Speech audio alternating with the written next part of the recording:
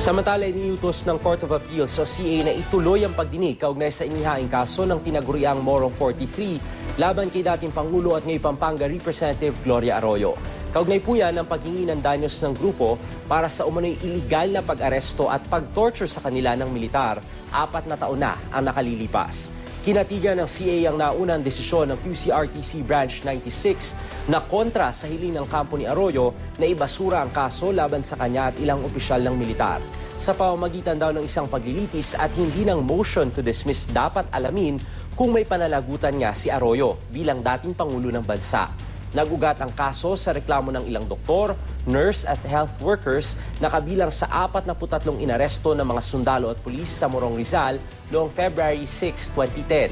Ayon sa kanila, paulit-ulit daw silang isinailalim sa interogasyon at torture ng idetine sa Camp Kapinpin sa Rizal. Sinisika pa ng GMA News na kunin ang panig ni Arroyo tungkol dito. Pero una nang sinabi ni Arroyo na ang kasong inihain ng Morong 43 ay maituturing na laban sa Estado ng Pilipinas na ipinagbabawal sa batas ng walang pahintulot.